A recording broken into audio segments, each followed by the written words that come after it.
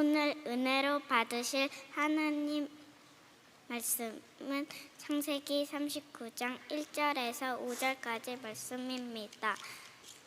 요셉이 이끌려 애굽에 내려가매 바로의 신하 친위대장 애굽 사람 보디발이 그를 그리로 데려간 이스마엘 사람의 손에서 요셉을 사니라. 여호와께서 요셉과 함께 하심으로 그가 형통한 자가 되어 그의 주인 애굽 사람의 집에 있으니 그의 주인이 여호와께서 그와 함께 하심을 보며 또 여호와께서 그의 범사에 형통하게 하심을 보았더라. 요셉이 그의 주인에게 은혜를 입어 섬김에 그가 요셉을 가장총무로 삼고 자기의 소유를 다 그의 손에 위탁하니 그가 요셉에게 자기의 집과 그의 모든 소유물을 주관하게 한 때부터 여호와께서 요셉을 위하여 그 애굽 사람의 집에 복을 내리심으로 여호와의 복이 집과 밭에 있는 모든 소유에 미친지라. 아멘. 자, 하나님은 우리를 사랑하십니다. 그리고 하나님은 우리의 삶을 신실하게 인도하세요.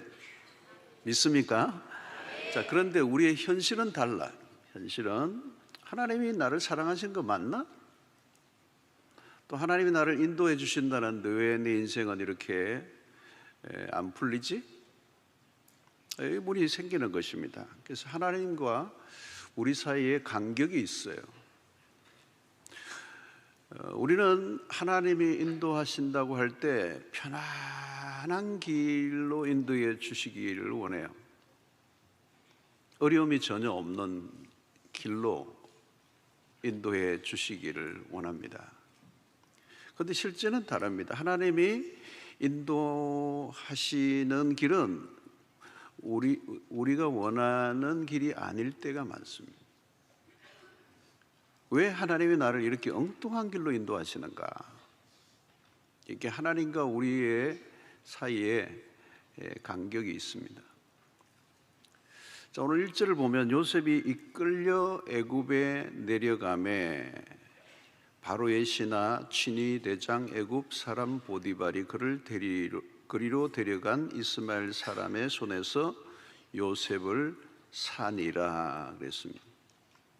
여기 1절에 요셉이 이끌려 그랬어요. 이끌려.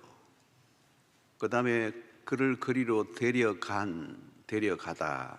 또 이스마엘 사람의 손에서 요셉을 사니라. 내려가다, 데려가다, 사다. 이 요셉이 수동태 동사의 주어가 되어 있습니다. 요셉이 자신에 의해서가 아니고 요셉이 원하는 길이 아니에요. 이게 철저히 타인에 의해서, 다른 것에 의해서 자신의 뜻과 상관없이 지금 내 인생이 돌아가고 있다는 걸 보여주는 거죠. 이끌려갔다는 거예요. 내가 간 게 아니에요. 데려갔어요. 그죠? 이스마엘 사람에서. 그리고 팔렸어요. 자, 오늘 요셉이 이끌려 애굽으로 내려가매, 자, 애굽으로 내려갔다는 이 표현은 지리적 의미가 있지만 실제로 요셉의 인생이 내리막길이에요. 처음에는 형들에 의해서 구덩이에 빠졌잖아요. 그건 내리막입니다. 이제는 애굽이라는 거대한 웅덩이에 빠진 셈입니다. 노예로 팔려왔어요. 그러니까 내려가는 길이죠. 그런데 이 내려가는 길을 원하는 사람은 아무도 없습니다. 하나님이 살아계시다면 요셉이 내려가도록 내버려 두서는 안 되죠. 올라가는 길로 인도해 주셔야 되는데, 근데 하나님은 요셉이 애굽으로 내려가도록 내버려 두셨다는 거예요. 그러니까 우리가 힘들고 어려울 때 하나님이 별로 도움이 안 되는 것 같아 보이죠. 하나님은 멋진 계획을 가지고 계시는지는 모르겠지만 좌우지간 요셉의 인생은 꼬여도 한참 꼬이고 있습니다. 인생이 바닥으로 내려가고 있는 중이다. 여러분, 언제나 내려가는 길은 험악합니다. 다 올라가고 싶지 누가 내려가고 싶겠어요? 누구나 성공을 꿈꾸고 누구나 정상을 바라보죠. 그게 우리의 인생의 목표잖아요. 올라가고 싶은 거예요. 올라가.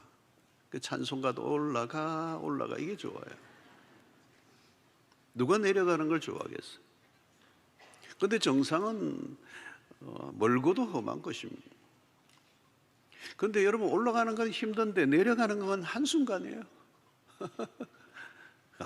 참 인생을 보면 그래요. 올라가는 거는 뭐 엄청 힘들어요. 그런데 내려가는 거는 떨어진 건 한순간이에요.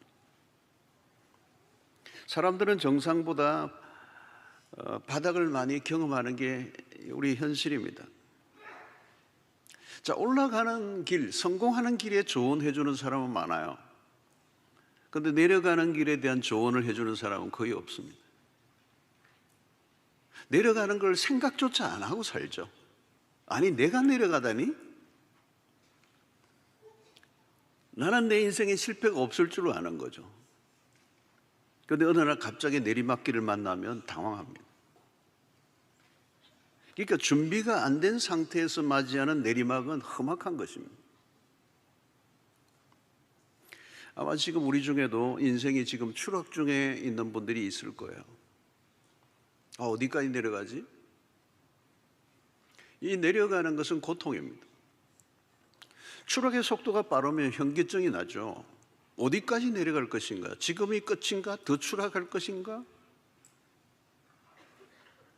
여러분, 추락할 때 맛보는 것들이 있죠. 뭐죠? 좌절이죠. 좌절, 절망이잖아요. 상실이잖아요.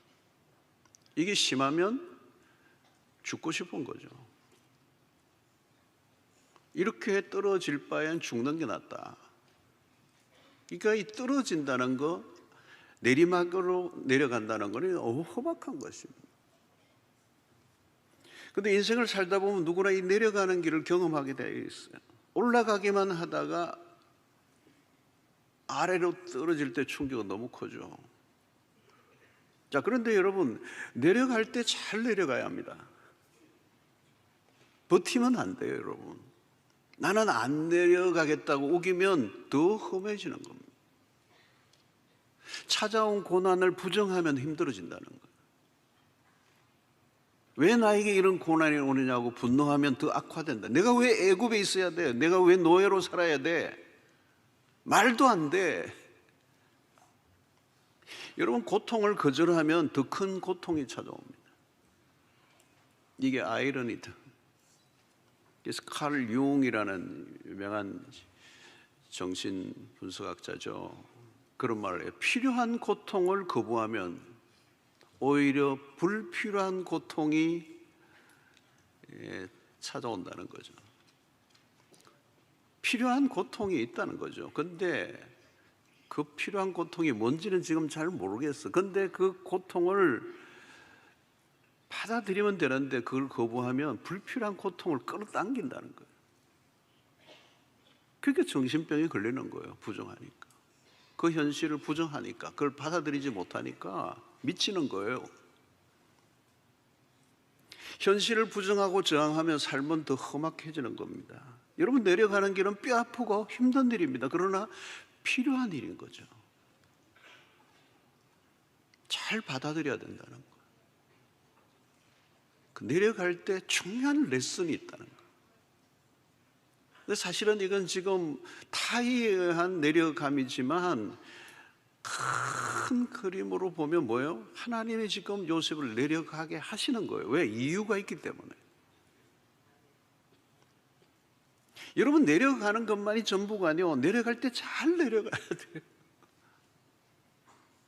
내려가는 일에서 실패하면 못 올라옵니다. 그걸 끝이에요. 바닥에 떨어져서 끝이에요. 잘 내려가야 다시 올라갈 수 있습니다. 내려가는 것 자체가 실패가 아닙니다. 내려가야 할 때 잘 내려가지 못하는 게 실패입니다. 이걸 잘 기억해야 합니다. 분명한 것은 내려가는 길에 끝이 있어요. 계속 내려가는 것만은 아니에요. 내려가는 길과 올라가는 길은 연결되어 있습니다. 대부분은 내려가는 일에 익숙하지 못해요. 내려가지 않으려고 버팁니다. 자존심, 발악을 하는 거죠. 근데 여러분, 내려갈 때 자존심이 죽어야 됩니다. 자아가 깨뜨려져야 합니다. 현실을 그대로 받아들여야 합니다.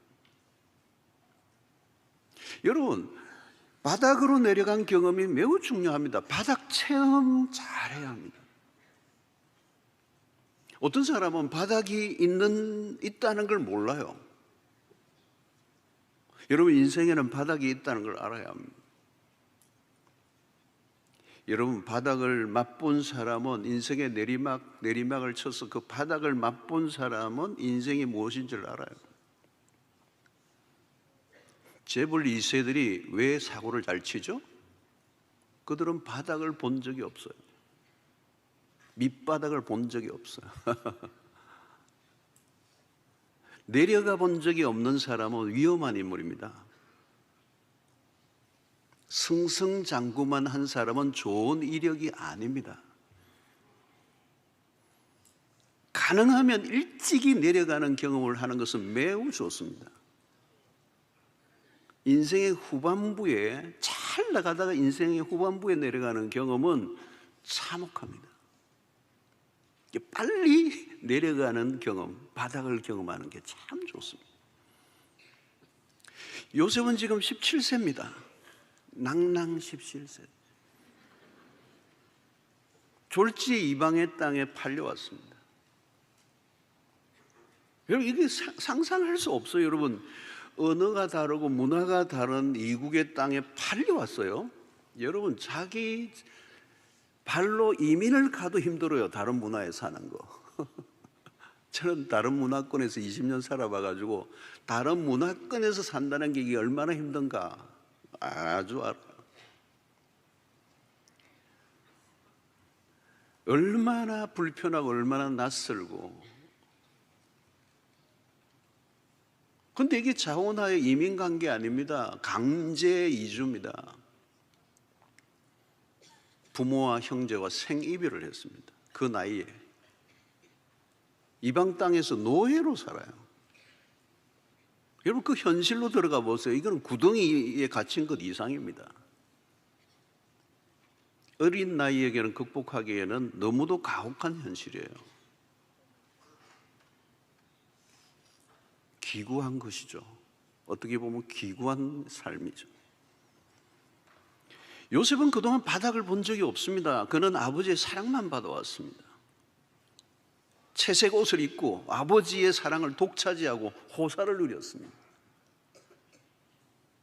우울감에 도취되어 있었겠죠. 형들은 다 일하러 가는데도 그는 안방 차지를 하고 특별 대우를 받아왔거든요.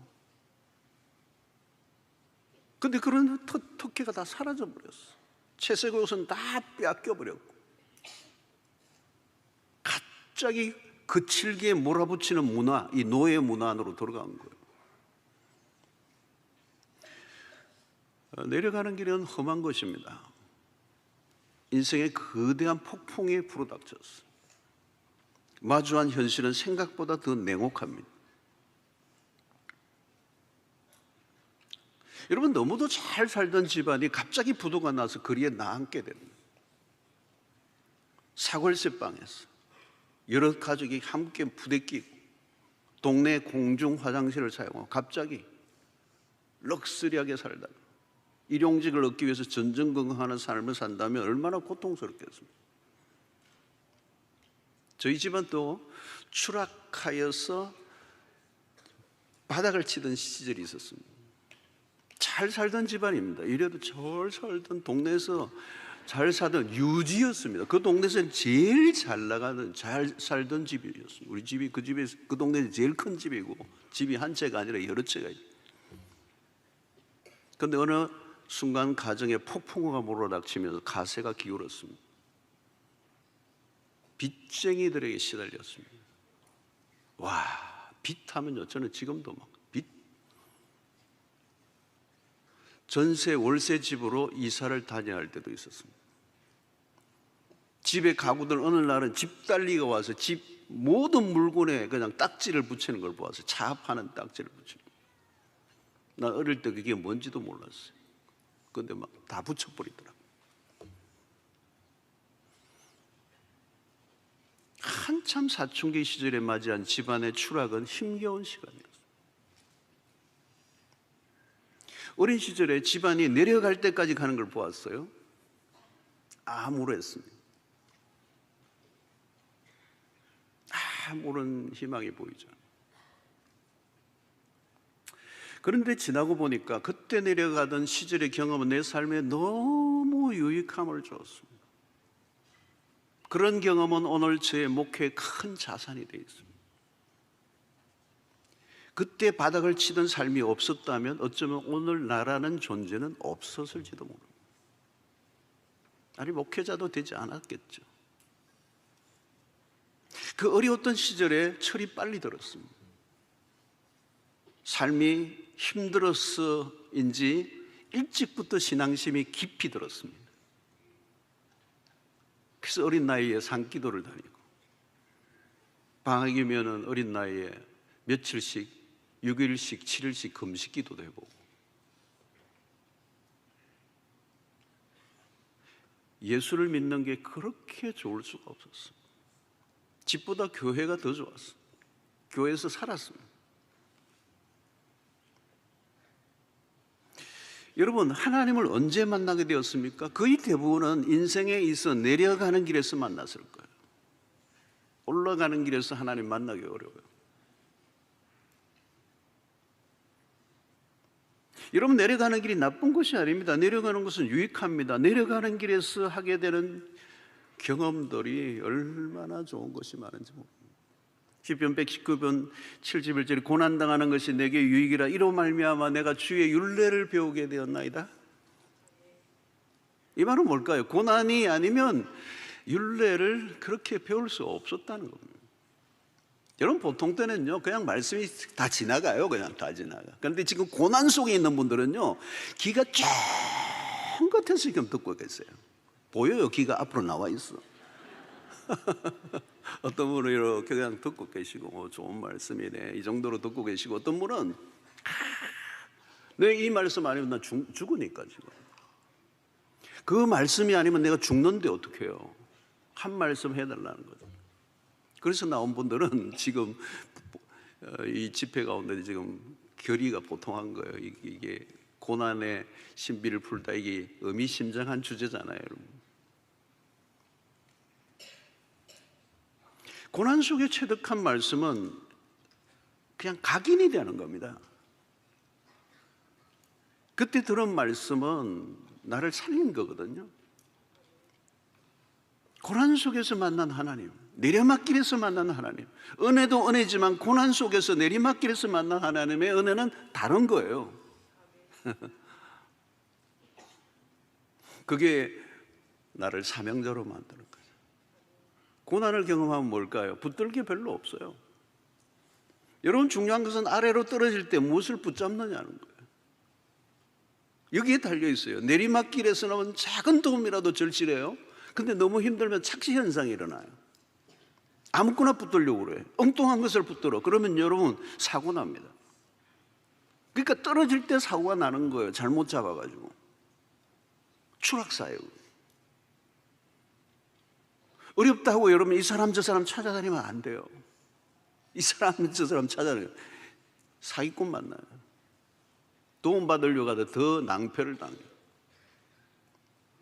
무조건 붙든다고 사는 게 아닙니다. 아무리 위급해도 잡을 걸 잡아야죠.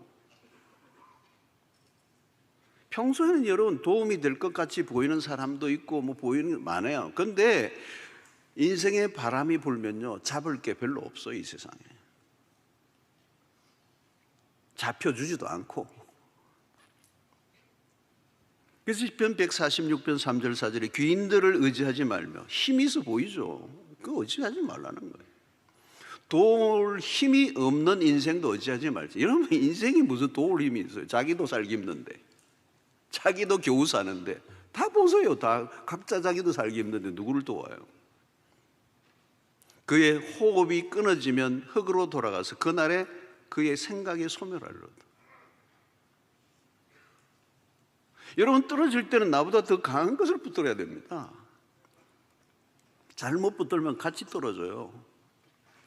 엉뚱한 사람 붙잡아서 같이 죽이면 안 돼요.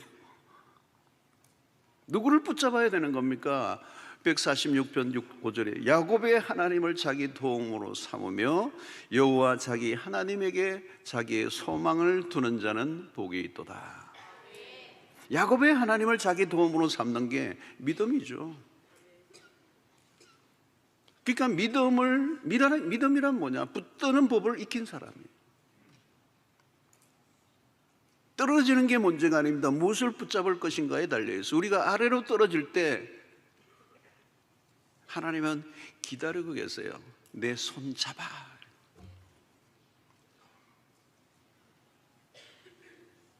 여러분, 그 손은, 그 하나님의 손은 내가 잡는 것보다 더 강한 손입니다. 물론 붙잡힌 순간에도 내려가요. 그러나 내려가는 길을 통해서 다시 비상하게 하신다는 거예요. 이 고난의 때에 무엇을 붙드느냐? 그게 믿음이에요. 자기가 붙들고 있는 거, 그게 믿음이에요. 엉뚱한 것을 붙들면 그게 망하는 것이고, 주님을 붙들면 살 줄로 믿습니다. 자, 그런데 29장에서 우리가 눈여겨보아야 될 단어가 하나 있죠. 2절입니다. 여호와께서 요셉과 함께 하심으로 그가 형통한 자가 되어 그의 주인 애굽 사람의 집에 있으니 라고 하는 이 단어, 형통이라는 단어. 그리고 이 형통이라는 단어와 함께 따라다니는 단어가 있는데 그게 함께라는 단어예요. 형통, 함께요. 함께 하심으로. 그러니까 요셉의 생애를 관통하는 단어예요. 이게 핵심적인 단어예요. 이 키워드. 이 키워드는 형통이고 패스워드는 함께 하심입니다. 그런데 겉으로 보면 형통과 어울리는 애는 하나도 없어요. 성공과 정반대. 근데 성경은 형통이라고 말합니다. 여러분, 형통과 함께 요셉의 생에 따라다니는 다른 단어가 또 있어요. 그게 복이라는 단어예요. 5절에 두 번 나오죠. 5절에 두 번 나와요. 그게 복이 따라다녀요. 신기한 것은 그의 주변까지 복을 받는데, 그 복을 어떻게 설명하고 있는가? 여호와께서 요셉과 함께 하심으로. 39장 안에 함께 하심으로가 39장 안에 5번 나와요. 성경 전체는 144. 성경 전체를 관통하는 매우 중요한 단어죠. 요셉의 생애 내내 따라다니는 말씀이에요. 자, 요셉의 인생이 바닥을 치고 노예가 되어 있는데 무엇이 복인가? 복이라는 단어를 왜 여기다 붙이고 있는가? 요셉에게 지금 노예 생활하는데, 여러분, 성경적 복을 이해해야 합니다. 무엇이 복인가? 우리가 복을 오해할 때가 많아요. 우리는 부귀 영화를 누리는 걸 복이라고 생각합니다. 무병장수가 복인 줄 알아요. 물론 그것도 포함되긴 하죠. 그러나 성경적인 복, 이 바라크, 때로는 브라카라는 단어를 쓰는데, 이 단어의 핵심의 복의 핵심은 뭐냐? 생명력이라는 거예요. 복이란 참 생명이신 하나님과 연결되어 있는 상태. 생명의 근원은 하나님이십니다.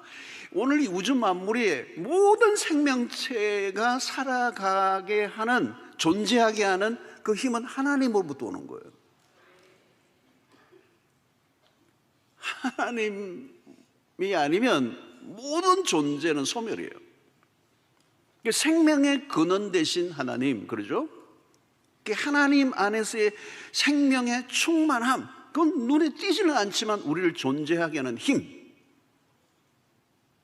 그러니까 하나님이 함께 하실 때 우리 안에 그분의 생명이 우리와 연결되어서 우리도 그 하나님의 생명의 충만함을 함께 누리는 거예요. 그러니까 하나님이 떠나면 생명체는 소멸을, 지배를 받고, 하나님이 함께 하시면 생명의 충만함을 누리는데 그것을 우리는 복이라고 얘기하는 거예요. 그러니까 하나님과 분리되는 순간 복은 사라지는 거예요. 그러니까 여러분 보세요. 하나님이 안 계시면 우리에게 있는 어떤 것도 복이 아니에요. 아무리 많이 주어져도 하나님이 안 계시면 복이 아니라니까. 소유가 복이 아니에요. 하나님이 함께 하시는 게 복이지. 예수를 믿으면 예수의 생명이 우리 안에 들어와요. 그 생명은 부활의 생명이에요. 영원한 생명이에요. 사망의 권세가 지배하지 못하는 생명이에요. 그래서 하나님으로부터 온 생명이 우리 안에서 흘러 넘친단 말이죠. 그래서 복을 받았다는 말은 하나님 안에 있는 생명의 엄청난 자원을 내가 함께 공유한다라는 의미가 있어요.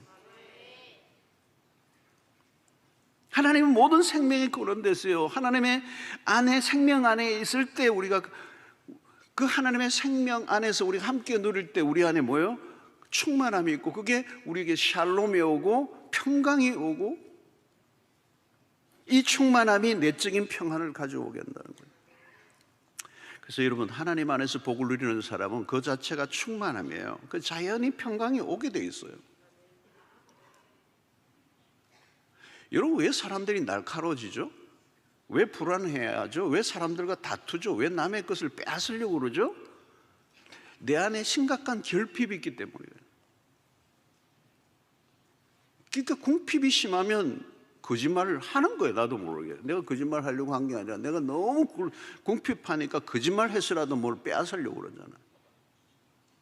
도둑질하고 심하면 막 남을 죽이기도 하고. 왜 이렇게 살벌하죠? 하나님으로부터 떠나 있기 때문에.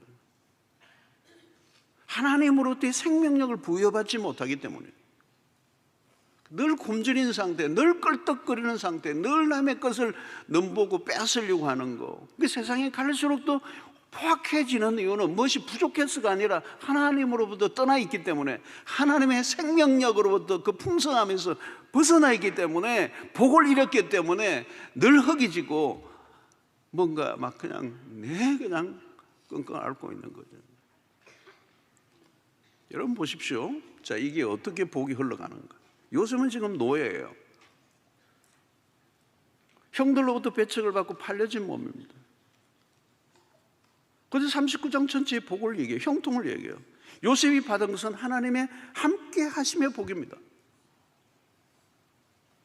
그러니까 형들로부터 떨어졌고 아버지로부터 멀어졌지만 하나님이 함께 하시고, 하나님은 그를 버리지 않으셨고, 그는 지금 하나님이 함께 하심으로의 복을 지금 이 요셉이 누리고 있는 거예요. 여러분, 이 복은 요셉에게 지금 주어진 이 복은 요셉으로만 주어진 게 아니고 그 조상 아브라함에서부터 약속된 복이에요. 그러니까 창세기 12장에 하나님이 아브라함을 부르실 때 이미 약속된 복, 그의 아버지 야곱이 태어나기 전에 또 약속된 그 복, 이 복이 요셉에게도 있고 그 요셉에게 주어진 이 복이 떠나지 않는 거예요. 그래서 형들에게 미움을 당해 구덩이에 빠졌을 때, 애굽으로 팔려와 노예 상태에 놓여 있을 때라도 이 복이 머물러 있는 거예요. 꿈이 산상조각 난 것 같아 보이지만 아니에요. 하나님이 요셉과 함께 하고 계신다. 요셉이 하나님의 복 가운데 있다. 그게 형통이에요. 여러분, 하나님이 함께 하심보다 더 큰 복은 없습니다. 요셉의 모습은 어떻게 나타나고 있습니까? 다른 노예들과 확연한 차이가 있어요. 얼마 못 가서 주인 보디발의 눈에 띕니다. 그는 노예가 아니에요. 결국 요셉은 주인의 인정을 받죠. 4절 보십시오. 요셉이 그의 주인에게 은혜를 입어 섬김에 그가 요셉을 가정 총무로 삼고 자기의 소유를 다 그의 손에 위탁하니 그랬어요. 가정의 총무가 되었습니다. 보디발이 자기의 소유의 모든 걸 다 맡겼어요. 완전한 위탁이에요. 여러분, 노예가 주도권을 가진 거예요. 여러분, 원래 노예는 이 감시도 받고 통제를 받는 사람이에요. 그런데 이제는 오히려 요셉이 모든 걸 통제하고 다스리는 거예요. 그러니까 노예로 들어갔는데 금방 주인 같은 위치가 된 거예요. 모든 걸 다 관리하니까, 책임지니까. 여러분, 노예에게 어떻게 이런 걸 맡길 수가 있습니까? 보디발이 하루 이틀 본 게 아닐 거예요. 쫙 지켜보실 거예요. 오랜 시간 지켜보는데 이래 뜯어보고 저래 뜯어보고. 근데 보디발이 감지한 게 하나 있어요. 강한 확신이 든 거예요. 이 사람에게 모든 걸 맡겨도 좋겠다는 확신이 든 게 뭐예요? 이야, 이 사람 복 덩어리네. 내가 이 사람한테 붙어야 되겠다. 판세가 뒤집혀진 거예요. 주인이 종의 눈치를 보게 생겨서 희한하게 요셉의 존재감이 드러나는 거예요. 노예가 아니에요. 그는 하나님과 친밀한 사람입니다. 이유는 하나님의 함께 하심을 경험하고 있었기 때문에. 요셉은 보디발의 집에서도 하나님의 임재 가운데 여호와께서 함께 하심을 요셉도 느끼고 보디발도 느꼈다는 것 말이에요. 이 말은 뭐냐면 요셉은 하나님의 임재 가운데 있었다는 거죠. 그는 겉으로는 노예예요. 은 20에 팔려온 신분입니다. 요셉이 원하고 바라던 길로 온 건 아니에요. 그러나 분명히 확신할 수 있었던 것은 하나님이 나와 함께 하신다는 것에는 흔들림이 없었습니다.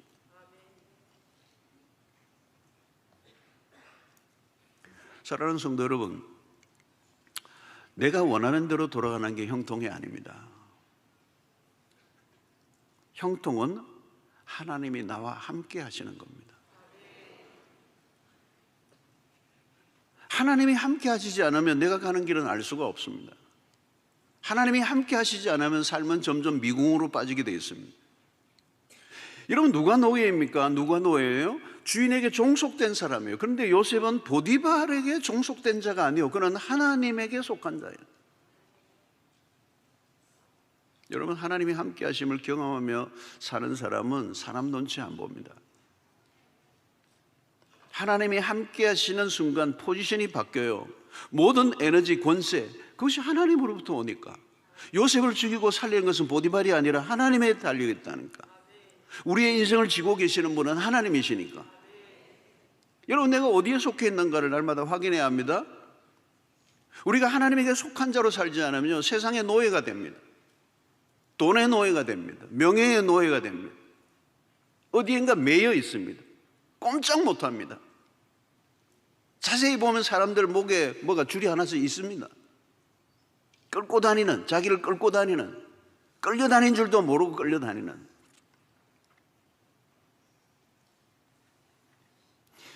여러분, 요셉이 받은 이 복은 요셉으로 끝나지 않습니다. 오늘 5절에 보니까 그가 요셉에게 자기의 집과 그의 모든 소유물을 주관한 때부터 여호와께서 요셉을 위하여 그 애굽 사람의 집에 복을 내리심으로 여호와의 복이 그의 집과 밭에 있는 모든 소유에 미친지라.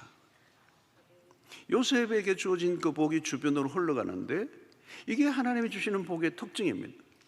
요셉 때문에 보디발의 집이 복을 받았다. 이 복의 전이 현상입니다. 이게 이제 요셉 스토리의 매우 중요한 요소죠. 복이 딱 고정되어 있어 고형화되어 있는 게 아니라 복은 팽창을 하는 거예요. 흘러가는 거예요. 여러분, 자세히 보세요. 오늘 본문에 요셉에게 모든 것을 주관하게 한 때부터 무슨 일이 일어났느냐? 그의 집과 밭에 있는 모든 소유에까지 미쳤다는 거예요. 여호와의 주시는 복이 요셉에게 만이 아니고 요셉 때문에. 그러니까 보디발이 요셉에게 자신의 재산을 맡긴 순간부터 요셉을 위하여 그 집에 복을 부어줘. 복의 통로는 요셉이에요. 그런데 그걸 보디발이 알았어요. 자기 집에 놀라운 변화가 일어났어요. 맡긴 순간부터 더 잘 되는 거예요. 막 그냥 이 자기 기르는 가축들도 막 다둥이를 낳고 막 새끼를 막 10마리, 20마리 낳고. 이건 뭐예요? 하나님이 뭔가의 요셉의 생에 역사를 하고 있다는 거예요. 하나님은 보디발까지에게도 복을 주심으로 하나님은 그 복 주심으로 당신의 존재를 알리고 계시는 거예요. 나는 이런 하나님이다. 복의 하나님이다. 이걸 너도 알아라. 이걸 알려주는 거잖아요. 누구를 통하여? 요셉을 통하여.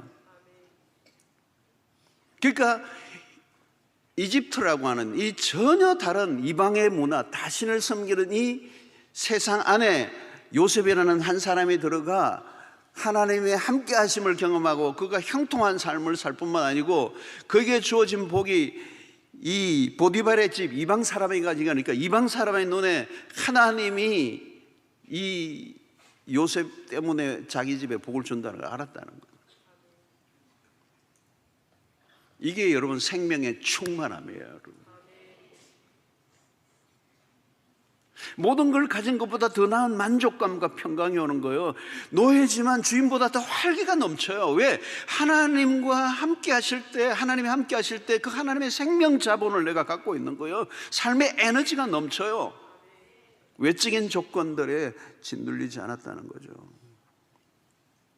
그래서 여러분 이게 요한복음 15장 5절의 말씀하고 똑같아요. 나는 포도나무 너희는 가지라. 그가 내 안에 내가 그 안에 있으면 사람의 열매를 많이 맺나니 나를 떠나서는 너희가 아무것도 할 수 없습니다. 자, 보디발이 분명히 경험한 것은 무엇입니까? 요셉은 복이 있는 사람이라는 거예요. 이 친구 들어온 이후에 뭔가 달라졌다는 거예요.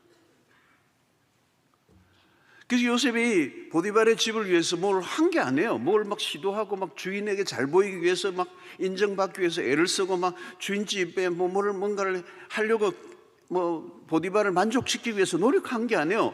그냥 그가 복 있는 사람으로 그 집에 있었던 거예요. 여러분 복 있는 사람과 함께 사는 게 복입니다. 이 놀라운 비밀이에요, 여러분. 야, 복 있는 사람 곁에 붙으세요. 그렇잖아요. 그런 말 많이 하잖아요. 복 있는 사람 옆에 있으면 같이 복 받고, 벼락 맞을 사람 옆에 있으면 같이 벼락 맞고. 보디발이 그걸 느낀 거예요. 이 친구 복이네. 자신이 요셉의 덕을 보고 산다는 느낌이 든 거예요, 주인이. 하나님이 요셉에게 복을 주시는 분이라는 걸 알았다는 얘기예요. 여러분 요셉에게 자신의 재산을 맡긴 것은 큰 의미가 있습니다. 그거는 요셉을 신뢰한 게 맞아요. 그러나 더 거슬러 가면 요셉이 믿는 하나님을 믿고 맡긴 거예요. 그러니까 요셉의 일상에 영향을 끼치는 분이 하나님이라는 걸 알았다는 거죠. 놀라운 일 아닙니까? 대개는 주인이 노예에게 무엇인가를 베풀어 주는 관계요. 그런데 지금 바뀌었어요. 이 노예 때문에 내가 더 잘 되는 거잖아요. 얻는 유익이 더 큰 거죠. 요셉은 주인이 자기를 먹여 살리는 게 아니라 하나님이 자기를 먹여 살린다는 알았어요. 그러니까 주인 눈치 안 보는 겁니다. 만민을 먹여 살리는 분은 하나님이세요. 여러분 지금도 마찬가지입니다. 하나님은 온 만민, 천한 만민을 지금도 먹이고 계세요. 야, 요즘도 거제도에 보니까 멸치가 막 그냥 잡히는데 어마어마. 아무리 먹어도 안 없어져. 여러분들 가서 그물 가서 건져 오세요 그냥.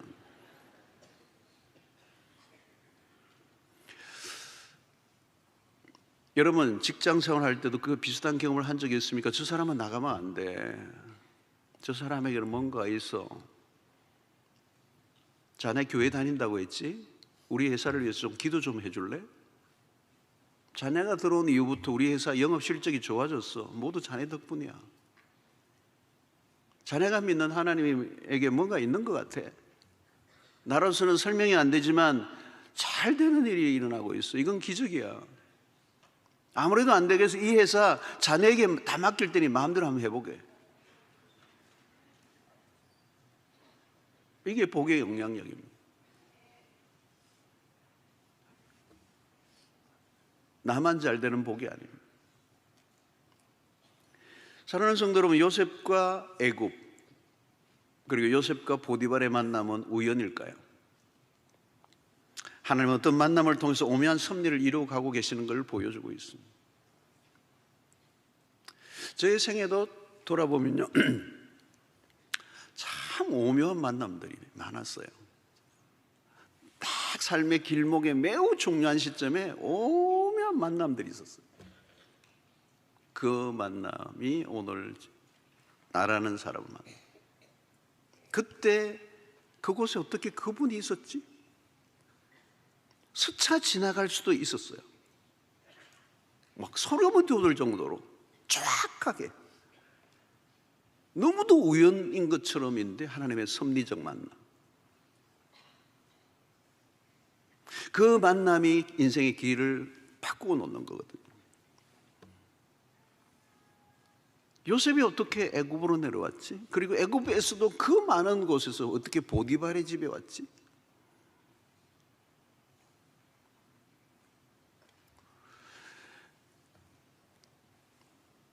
여호와께서 요셉과 함께 하심으로. 여러분, 이 요셉으로부터 시작된 복이 어디로 흘러갈지를 보아야 돼요. 복의 뿌리는 하나님에게서 시작되죠. 복의 근원은 하나님에서. 복이 구체적으로 시작된 것은 아브라함으로부터 그 축복의 강한 길고 길게 늘어져 흘러 어디까지? 믿음으로 아브라함의 자손이 된 우리에게까지. 예수 안에서 모든 저주가 사라지고 하나님의 복이 우리 안에 흘러들어요. 이에 우리에게 주어진 이 복은 예수로 인하여 주어진 복이요, 이 복은 이제 누구도 빼앗아갈 수 없는 복. 사랑하는 성도 여러분, 우리가 굳게 확신을 가져야 돼요. 예수 안에 더 이상 저주는 없어요. 이미 신령한, 에베소서 1장의 말씀처럼 신령한 복을 받았습니다. 신령한 복을 받았어요. 요셉은 보디발이라는 애굽의 친위대장 집의 노예가 되게 하시는, 하나님이 하시는 일 중에 하나는 우리로 하여금 누군가를 만나게 하신다. 이것은 요셉이 선택한 게 아니에요. 보디발을 만난 것은 요셉이 선택한 게 아니에요. 요셉의 형들이 팔아넘기긴 했지만 보디발의 집의 노예가 될 줄은 몰랐어요. 그 안에는 하나님의 섭리가 작동되고 있다. 잠언 20장 24절에 사람의 걸음은 여호와로 말미암나니 사람이 어찌 자기의 길을 알 수 있으랴. 사람의 걸음은 여호와로 말미암는다. 제가 호주에 처음 갔을 때 그 호주의 그 에핑이라는 호주 장로교회 그 스트릿에 차를 딱 대는 순간, 첫 교회를 간 순간 바로 딱 뒤에 차를 댄 한 분이 알렉스라는 분이, 그분과의 만남 우연의 만남처럼 보였는데 그분으로 인하여 또 다른 분을 소개받고 또 그분으로 인하여 그 교회를 에서 개척을 시작할 수 있게 하시고,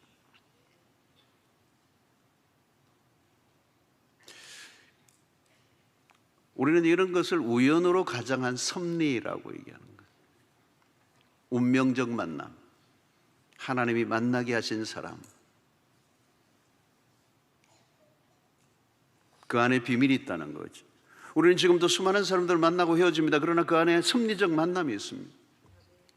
오늘 마주치는 직원, 때로는 직장 상사, 아니면 옛 친구, 아니면 내가 돌보는 환자, 아니 오늘 엘리베이터에서 오래간만에 마주친 이웃, 그 만남들 속에도 하나님의 비밀은 숨어 있을 수 있다는 거예요. 하나님은 우리의 일상의 만남을 사용하셔서 당신의 목적을 이루어 가신. 여러분, 우리의 주변의 사람들을 항상 우리를 지켜보고 있습니다. 예수를 믿는다고 하는 우리에게 무슨 일이 일어나고 있는 걸 보죠. 우리가 하나님의 임재 가운데 살면 그 임재는 드러납니다. 직장에서 안 믿는 사람도 알 수 있어야 진짜예요.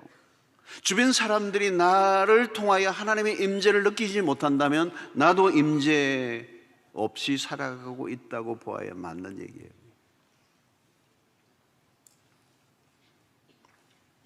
사랑하는 성도 여러분, 우리는 내 계획대로 돌아가지 않을 때 하나님을 원망합니다. 나에게 왜 이런 시련을 주시는가? 그러나 아닙니다. 우리의 생각과 계획대로 돌아가지 않아 보여도 하나님은 우리와 함께 하십니다. 미래의 전망이 어두워도 우리가 우리의 미래를 전망하면 안 됩니다. 우리가 확인할 것은 딱 하나예요. 하나님이 나와 함께 하신다. 그것이 형통이라는 거예요. 어려운 일이 닥칠 때마다 하나님은 나와 함께 하신다는 것을 굳게 믿으시기를 바랍니다. 여러분, 하나님이 함께 하신다는 게 뭘까요? 여러분, 우리의 삶 속에서 무엇인가 일하고 계신다는 거예요. 함께 하시는 분이 그냥 함께 있을게 이게 아니에요. 여러분, 함께 하신다는 말은 내 삶 속에 하나님이 워킹 하시겠다는, 일을 하시겠다는, 섭리하시겠다는, 관여하시겠다는, 개입하시겠다는 거예요. 합력하여 선을 이루시겠다는 것입니다. 당신의 뜻을 나를 통하여 이루어내시고야 마시겠다는 거예요. 그게 함께 하시면 합니다. 얽히고 설키고 내가 설명할 수 없는 복잡한 수 없는 일들이 일어나도 나는 너와 함께 있겠다. 네가 하고 있는 그 모든 일을 통하여 내가 가지고 있는 계획을 반드시 성취해 내시겠다라고 하는 것이는, 그걸 우리가 믿어야 돼요. 그래서 요셉의 생애의 비밀은 여호와께서 요셉과 함께 하심으로요. 요셉의 생애의 고통을 제거해 주시겠다, 어려운 일이 일어나지 않겠다, 고난을 피하도록 해주겠다, 그런 약속이 아니라는 거예요. 그런 약속을 하지 않고 딱 하나요. 내가 너와 함께 하겠다. 이사야 43장 2절을 보십시오. 내가 물 가운데로 지날 때에 내가 너와 함께 할 것이라. 강을 건널 때에 물이 너를 침몰하지 못할 것이며 내가 불 가운데로 지날 때에 타지도 아니할 것이요 불꽃이 너를 사르지도 못하리니. 다니엘이 사자굴 속에 들어갔을 때, 다니엘의 세 친구가 풀무풀 속에 들어갔을 때 그들이 타지도 않고 죽지도 않았던 것은 그 속에 하나님이 함께 하셨기 때문에. 시편 23편의 고백처럼 내가 사망의 음침한 골짜기로 다닐지라도 해를 두려워하지 않을 것은 주께서 나와 함께 하심이라. 사랑하는 성도 여러분, 우리의 미래는 알 수 없습니다. 무슨 일이 일어날지도 몰라요. 아니, 지금보다 더 어려워질 수도 있습니다. 그러나 한 가지를 붙드세요. 내가 너와 함께한다. 여러분, 마태복음을 보면 신비롭지 않아요? 마태복음 1장에 아들을 낳으리니 그 이름을 임마누엘이라 하라. 그 이름, 하나님이 우리와 함께 하시다. 마태복음 1장에 하나님이 함께 하신다는 이름, 그 하나님의 이름을, 하나님의 아들의 이름을 임마누엘이라고 했어요. 얼마나 이름 지을 게 많겠어요? 다른 이름도 많을 거예요. 그런데 임마누엘, 하나님이 우리와 함께 계시다. 나는 너와 함께 한다. 난 널 버리지 않는다. 난 널 떠나지 않는다. 너는 나를 수없이 놓고 버리고 너 마음대로 해도 난 너를 버리지 않는다. 임마누엘이에요. 근데 마태복음 28장 끝절이 그거예요. 내가 세상 끝날까지 너희와 항상 함께 있으리라. 이걸 붙잡고 계셔야 돼요. 이것은 하나님의 약속이에요. 이미 임마누엘로 오신 분이에요. 그리고 마지막 가시면서도, 성천하시면서도 마지막 제자들에게 잊지 말라고 당부하시는 거예요. 내 이름 임마누엘이야. 임마누엘이신 분이 구체적으로 우리 가운데 오셨어요. 그분이 또 성천하시면서도 내가 너희와 항상 함께 있을 것이다. 그 약속을 하신 분이 누구예요? 신실하신 하나님이세요. 신실하신 하나님. 그분은 약속을 지키시는 분입니다. 여러분, 내가 느끼든 느끼지 않든 하나님은 우리와 함께 계세요. 우리는 그분 안에 있어요. 내가 구하든 구하지 않든, 내가 성실하든 성실하지 않든, 하나님에 대해서 내가 믿음이 있든 없든 하나님은 우리와 함께 계세요. 혼란스럽고 힘들 때마다 나와 함께 하신다는 이 말씀을 붙들고 승리하시는 여러분들 되시기를 축원합니다. 어떤 경우에도 하나님이 나와 함께 하신다는 것을 의심하지 않게 되기를 바랍니다. 분명히 나에게 모든 게 불리하게 돌아가고 상황은 지금보다 조금 더 나아지지 않지만 하나님이 나와 함께 하신다는 사실을 믿는다면 그것으로 충분히 승리하고도 남을 줄로 믿습니다. 이 한 가지 약속, 내가 너와 함께 하겠다. 이게 요셉의 생애를 붙드는 것이고, 형통이라는 것은 전혀 요셉의 지금의 상황을 보면 형통이라는 단어를 도무지 찾아낼 길이 없지만, 그 형통이라고 표현할 수 있는 이유는 하나님이 함께 하고 계시기 때문에,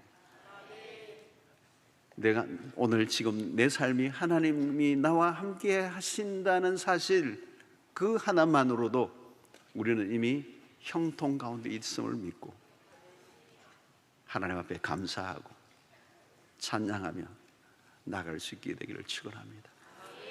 오늘 나와 함께 하시는 그 하나님을 믿고 또 선포하고 고백하고 그 하나님의 임재 속에서 오늘도 살아가는 활기찬 하루, 그 하나님의 생명의 그 풍성함을 누리면서 오늘도 활기차게 여러분들의 가정과 직장과 삶의 영역에서 살아가는 여러분들 되시기를 주의 이름으로 축원합니다.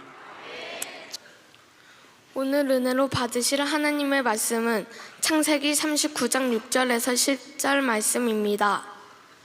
주인이 그의 소유를 다 요셉의 손에 위탁하고 자기가 먹는 음식 외에는 간섭하지 아니하였더라. 요셉은 용모가 빼어나고 아름다웠더라. 그 후에 그의 주인의 아내가 요셉에게 눈짓하다가 동침하기를 청하니 요셉이 거절하면 자기 주인의 아내에게 이르되 내 주인이 집안의 모든 소유를 간섭하지 아니하고 다 내 손에 위탁하였으니 이 집에는 나보다 큰 이가 없으며 주인이 아무것도 내게 금하지 아니하였어도 금한 것은 당신뿐이니 당신은 그의 아내임이라. 그런즉 내가 어찌 이 큰 악을 행하여 하나님께 죄를 지으리이까. 여인이 날마다 요셉에게 청하였으나 요셉이 듣지 아니하여 동침하지 아니할 뿐더러 함께 있지도 아니하니라. 아멘. 자, 여러분, 인생을 살아가는 동안에 다양한 일들을 우리가 경험합니다. 그런데 그 일어나는 강도에 따라, 그 사건의 강도에 따라 삶의 지형, 삶의 변형이 일어나요. 어떤 거는 그렇죠. 지진도 그렇죠. 강도에 따라서 좀 경미한 지진은 그런 대로 좀 갈라지고 이러다가 끝나지만 강도 7 정도 되면은 엄청난 변화가 일어나죠. 우리 인생에도 그런 일들이 일어나서 삶을 다양한 형태로 이제 바꿔 놓습니다. 자, 애굽에 팔려온 요셉이 보디발의 집에서 가정 총무가 되죠. 이것은 내려가는 인생 중에서 일어난 반전입니다. 반전. 요셉에게 주인이 모든 걸 다 맡겼습니다. 주인의 인정을 받는다는 것은 좋은 일이죠. 굉장히 좋은 일입니다. 내리막길 가운데서 만난 오르막이죠. 자, 이렇게 인생은 오르락 내리락 하는 것이죠. 오르락 내리락을 반복하는 것입니다. 지금 혹시 내려가고 계신 분 있으면 또 올라가는 날이 올 거예요. 또 지금 올라가고 있는 분들은, 오르막을 가고 있는 분은 또 내리막이 올지도 모릅니다. 항상 이게 오고 가는 것입니다. 자, 요셉은 내리막을 걷다가 지금 다시 오르막길로 들어선 거죠. 불행 중 좋은 일이 닥쳤습니다. 여러분, 애굽으로 팔려올 때만 해도 끝난 줄 알았겠잖아요. 이제 끝이다 내 인생.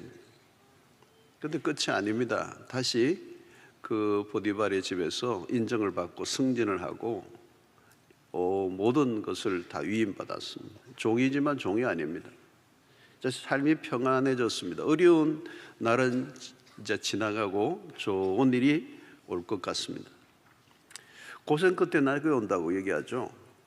또 노력하면 안 될 것이 없다. 또 힘들어도 최선을 다하면 하나님이 도와주신다. 그리고 삶은 기회다. 뭐 이런 생각들을 했겠습니다. 그래서 요셉이 감사로 가득한 매일 기쁨 속에 살았는데 예기치 않는 일이 닥친 것입니다. 갑자기 인생에 급선회가 일어납니다. 좀 살만한데 먹구름이 낀 것이죠. 문제는 그 어려움이 요셉의 잘못 때문이 아닙니다. 오히려 하나님의 말씀에 순종함을 통해서 겪는 어려움이 찾아왔습니다. 나는 말씀대로 살려고 하는데 어려움이 찾아오는 거죠. 자, 요셉의 삶을 흔들어 놓는 사건이 벌어집니다. 자, 근데 그 사건이 벌어지기 전에 6절이 이렇게 얘기합니다. 주인이 그의 소유를 다 요셉의 손에 위탁하고 자기가 먹는 음식 외에는 간섭하지 아니하였더라. 그 다음입니다. 요셉은 용모가 빼어나고 아름다웠더라. 자, 왜 요셉의 용모에 대한 언급을 성경에 할까요? 용모가 빼어나고 아름다웠더라. 이것은 그냥 잘생긴 정도가 아니고 아주 빼어난 얘기, 빼어나고 아름답다. 이게 지금 이제 외모, 그 얼굴과 몸매를 다 같이 포함하는 겁니다. 요즘 우리 아이들 얘기하면 몸짱, 얼짱, 몸짱이면서 얼짱이다. 몸매가 빼어나고 얼굴이 아름다웠다는 거예요. 자, 이 요셉의 외모는 집안 내력과 연관이 있습니다. 정조모 사라가 미인이었습니다. 아브라함이 애굽으로 내려가다가 아내 사라를 그 땅의 족장에게 빼앗길 뻔했습니다. 너무 예뻐가지고. 근데 놀라운 것은 그때 나이가 65세였다는 사실이에요. 믿어지지가 않습니다. 아브라함이 그런 경험을 한 거죠. 사라가 그렇게 예뻤다는 거죠. 그런데 요셉의 어머니 라헬이 또 누굽니까? 라헬이 미인입니다. 창세기 29장 17을 보면 레아는 시력이 약하고, 그러니까 첫날 밤 눈 뜨고 보니까 닥쳐온 아내가 있는데 뭐 이게 더듬거리는 거죠. 시력이 약했다는 거. 그런데 라헬은 곱고 아리따우니 그랬어요.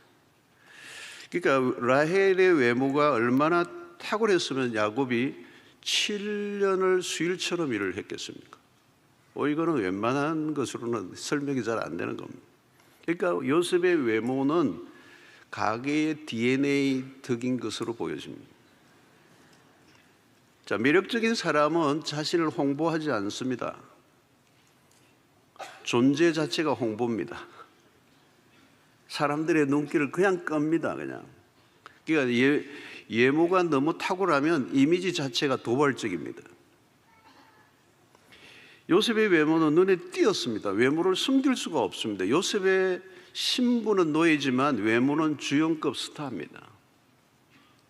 조각 몸매, 조각 얼굴, 키는 187, 얼굴은 다니엘 헤니. 얼굴에서 광채가 나고 매력이 철철 넘쳐오릅니다. 그가 바로의 친위대장 보디발이라는 고관의 집에 발탁된 것에는 그의 외모가 한몫했을 것입니다. 이런 높은 관료의 집에 노예로 발탁되는 거 아무나 되는 거 아닙니다. 용모, 외모가 한몫을 했을 것입니다. 여러분, 얼굴이 잘생긴 것은 죄가 아닙니다. 그러나 죄의 유혹을 받을 가능성이 높은 것은 사실입니다. 나는 유혹에 넘어간 적이 없다고 자랑하는 분들이 있습니다. 말을 정확하게 해야 합니다.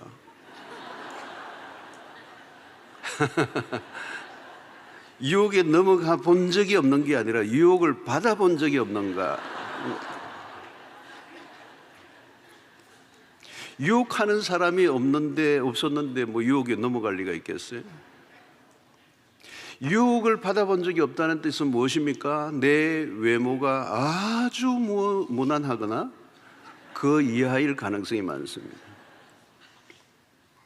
물론 유혹을 받아본 적이 없는 얼굴 감사한 일입니다. 아무도 유혹하지 않을 정도의 외모를 허락하신 부모님께 감사를 해야죠.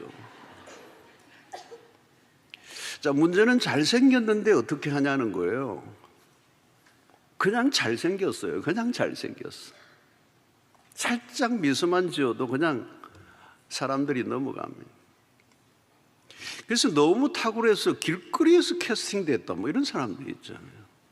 그 수없는 사람들이 그러나 내 눈에 띄는 거죠. 그 캐스팅을 당하는. 그런데 좋은 일에 스카웃되는 예는 좋은 예입니다. 그러나 이상한 인간들도 세상에 많다는 데 문제가 있습니다. 아무도 본원이 없는 것도 문제지만 어디를 가나 나에게 시선이 모아진다면 또 다른 문제예요. 유혹받을 일이 많아진다는 거예요. 그러니까 위험한 것입니다. 그러니까 여러분, 남들보다 조금 외모가 낫다고 생각하시는 분은 평소 다른 사람보다 훨씬 더 기도 많이 하셔야 돼요. 은혜 생활을 더 열심히 해야 되고. 자, 요셉의 외모가 문제가 될 것이라고는 상상도 하지 못했습니다. 자, 유혹하는 상대가 누구입니까? 막강한 힘을 가진 주인의 아내입니다. 실제로 보니까 그 후에 그의 주인의 아내가 요셉에게 눈짓하다가 동침하기를 청하니, 이 영화의 단골 주제 중에 하나입니다. 젊고 유능하고 잘생긴 남자가 상사의 아내와 부도덕한 일이 벌어지는 일, 이게 영화에 주로 나오는 단골맨이에요. 그래서 요셉의 스토리는 소설감이라고 했습니다. 보디발의 아내가 요셉에게 들이대는 모습은 범상치가 않습니다. 꽃뱀 수준입니다. 수준이 한두 번 해본 실력이 아닙니다. 자신이 목표하면 이루어내는 인물이에요. 그냥 가벼운 유혹 정도 아닙니다. 힘을 가지고 압박하고 밀어붙이고 있어요. 요셉은 상대적 약자입니다. 저항하기 어려울 정도로 다가왔습니다. 이런 것을 가리켜서 위력에 의한 강제성을 띤 성추행이다 이렇게 얘기해요. 법적 용어. 가끔 정치인들 가운데 권력을 가진 사람들이 실수를 하고 감옥에 가는 이런 일들이. 처음에는 눈짓을 했다고 했습니다. 이 눈짓이 무서운 겁니다. 여러분, 눈이 무서운 거예요. 여러분, 유혹은 눈으로부터 시작하는 겁니다. 유혹할 때 눈을 쳐다보면 안 됩니다. 욥기서를 보면 재미있는 표현이 하나 나오는데요. 욥기 31장 1절을 보면 내가 내 눈과 약속하였나니 어찌 처녀에게 주목하랴. 눈은 욕망의 시작점입니다. 인간은 보암직한 것에 약합니다. 특별히 우리는 이 안목의 정욕, 이 안목의 정욕으로 그녀는 다가왔습니다. 이미 품행에 문제가 있는 여자로 보입니다. 남편 보디발이 요셉에게 모든 것을 맡길 때 한 말에서 풍기는 뉘앙스가 있습니다. 9절을 보면 이 집에는 나보다 큰 이가 없으며 주인이 아무것도 내게 금하지 아니하였어도 금한 것은 당신뿐이니 당신은 그의 아내임이라. 주인이 나에게 아무것도 금한 것이 없었습니다. 딱 하나 있습니다. 바로 당신뿐입니다. 이 말 안에는 많은 의미가 포함되어 있습니다. 보디발은 이미 아내가 요셉을 유혹할 가능성이 있는 여자로 보고 있습니다. 내 아내가 너를 유혹할지 모른다. 이 집안에 다른 것은 너 마음대로 해도 돼. 그러나 내 아내는 안 돼. 너는 선을 넘으면 안 돼. 자, 그런데 요셉은 이제 그 위기에 놓이게 되었습니다. 자, 인생은 다양한 문제들이 이렇게 겹치게 됩니다. 고난을 넘었는가 했는데 유혹이 찾아옵니다. 자, 요셉의 신분은 노예라고 했습니다. 보디발의 아내는 자신의 신분을 이용하여서 다가옵니다. 그리고 보디발의 이 아내는 매우 집요합니다. 10절에도 보면 날마다 그래서 날마다 그런데 이것은 유혹이 아닙니다. 협박이죠, 협박. 여러분, 참된 사랑은 몰아붙이지 않습니다. 자, 그는 일을 시키는 척하면서 유혹의 상황을 만듭니다. 의도적이고 계획적으로 몰아가고 있습니다. 내 말을 안 들으면 너가 어떻게 되는 줄 알아? 넌 끝이야. 내 말을 듣는 게 좋을걸? 실제로 안방마님이 실세인 경우가 많습니다. 요셉의 운명이 이 여인의 손에 달려 있다고 보아야 합니다. 자, 이럴 때 어떤 결론을 내려야 되죠? 두 가지의 길에 대한 선택이 주어집니다. 하나는 타협이에요. 보디발의 아내의 청을 들어주는 것입니다. 요셉에게는 지금 모든 권한이 주어져 있습니다. 약간 뒤틀린 마음을 가지기만 하면 의외의 기회가 찾아올 수 있습니다. 보디발의 신임을 얻은 그가 이제 그의 아내의 마음까지 장악한다면 모든 것은 자기의 수중으로 돌아올 수 있습니다. 그러면 다른 레벨의 삶을 살 수 있습니다. 자기는 노예라는 딱지가 있는데 이 딱지를 뗄 수도 있습니다. 그리고 신분의 상승을 노려볼 수도 있습니다. 사람들은 이럴 때 경우의 수를 셉니다. 손익관계를 끊임없이 계산합니다. 그런데 이런 손익에 몰두하면 시야가 좁아지게 되죠. 위험한 일이긴 하지만 당장 살아남기 위해서는 다른 길이 없어요. 이 힘든 가운데 얻은 이 가정 총무의 직을 놓칠 수는 없습니다. 살기 위해서는 할 수 없다. 주인의 아내의 집요한 요구에 내가 약자로서 더 이상 버틸 수 없잖아. 이런 상황에서 내가 할 수 있는 최선은 받아들이는 거지. 여러분, 힘들게 여기까지 왔는데 모든 것을 무너지게 할 수는 없지 않나. 그럴듯한 자기 합리화가 일어납니다. 여러분, 죄를 지을 때 우리가 하는 일 중에 하나가 뭔가 하면 합리화입니다.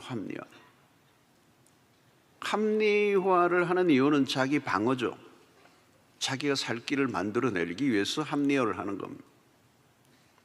눈 딱 한 번 감고 들어주자. 딱 한 번만. 힘없는 노인 주제에 내가 어떻게 버틸 수 있겠어?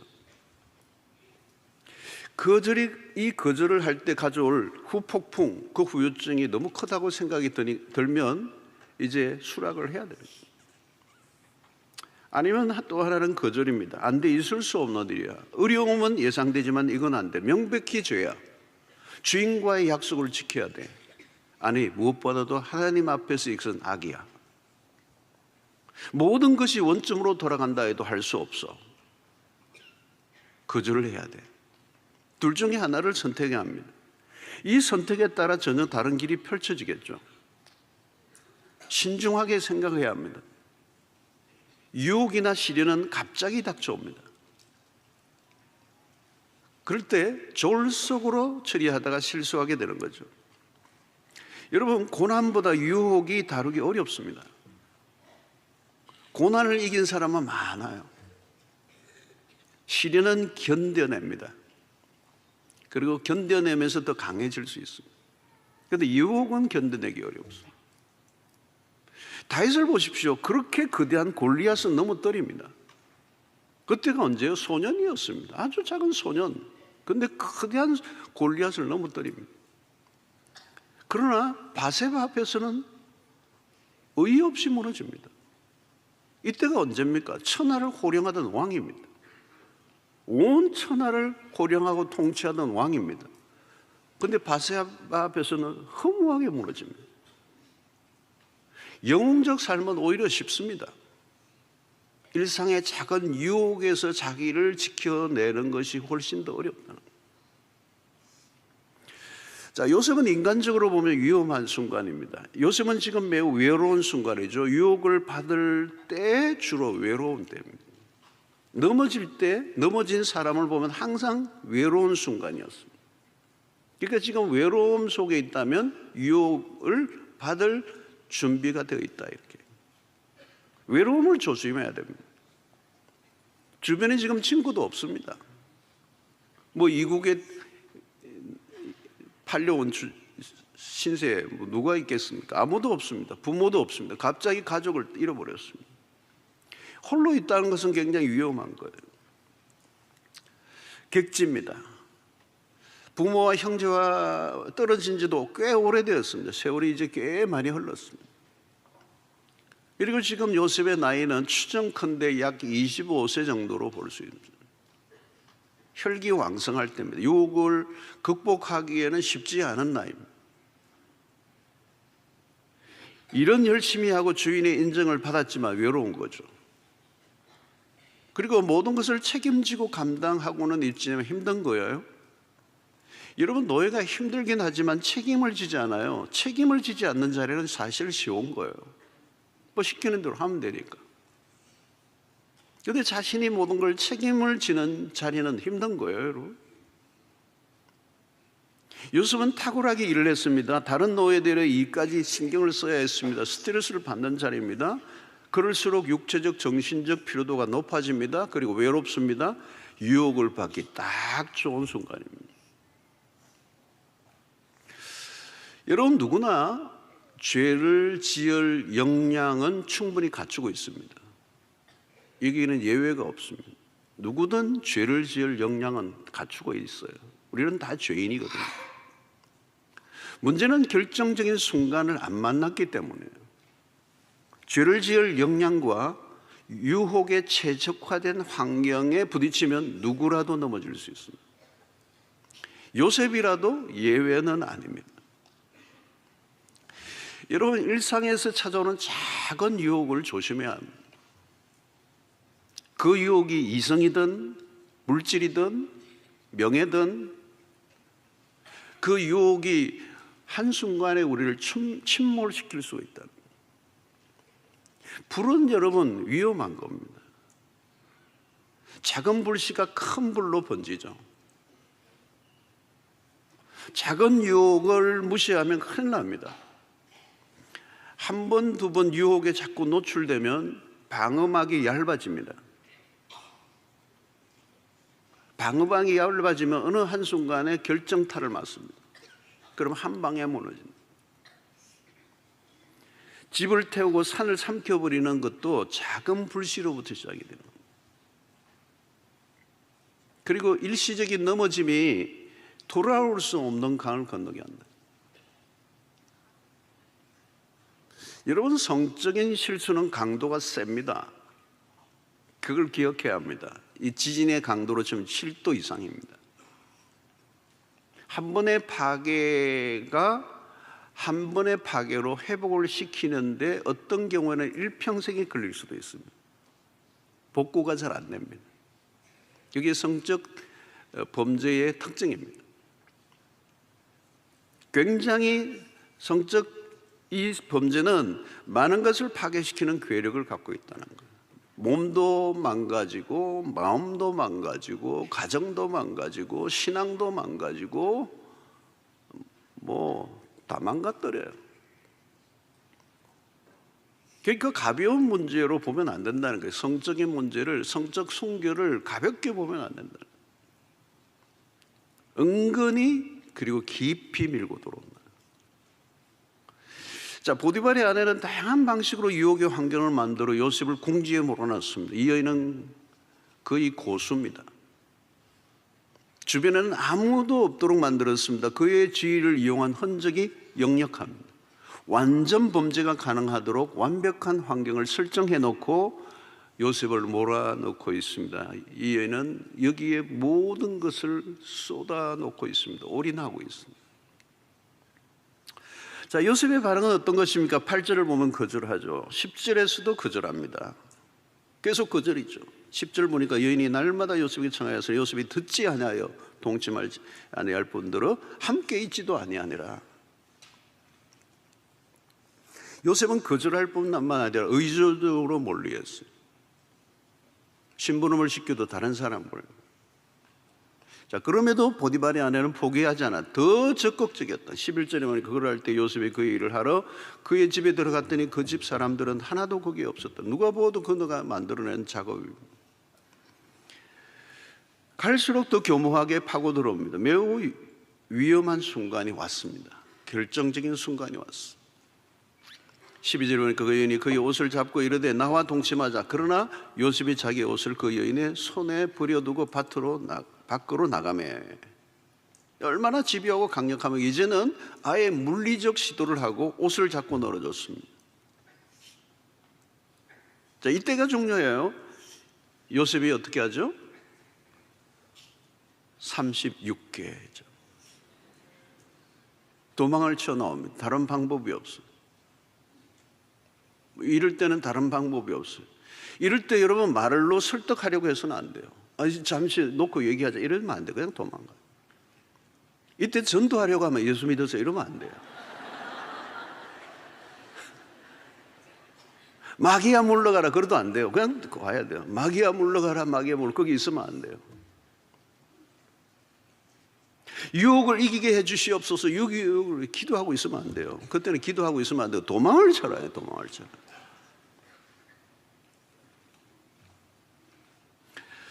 유혹의 상황에서는 달리 방도가 없어요. 묘책이 없어요. 신속히 벗어나는 거예요.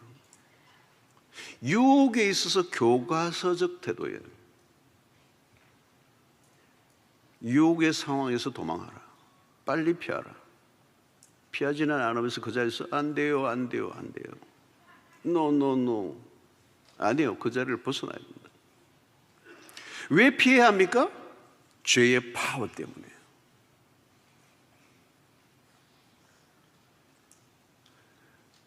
죄는 공격적입니다. 머뭇거리는 동안에 파고 들어올 죄의 힘은 초기 과정을 넘으면 이기기 힘들다는 거예요. 죄성을 가진 인간의 한계를 인정합니다. 불은 멀리 할수록 좋아요. 잠언 6장 27절 28절에 불을 품에 품고서야 어찌 그의 옷이 타지 아니하겠으며 사람이 숯불을 밟고서야 어찌 그의 발이 되지 아니하겠느냐. 유혹 앞에 영웅은 없습니다. 죄를 지은 사람들의 특징이 있습니다. 교만합니다. 자신을 과신한 거죠. 죄의 유혹에는 다른 게 없어요. 단호한 거절, 그리고 그 자리를 피하는 것입니다. 요셉은 유혹에서 어떻게 이렇게 이겨낼 수 있었을까? 우리 39장 앞부분에서 약간의 우리는 힌트를 얻게 됩니다. 우리가 목격한 게 뭐죠? 39장에 계속 나오는 매우 중요한 단어가 여호와께서 함께 하심으로, 여호와께서 요셉과 함께 하심으로, 요셉이 하나님의 임재 가운데 있었다는 거예요.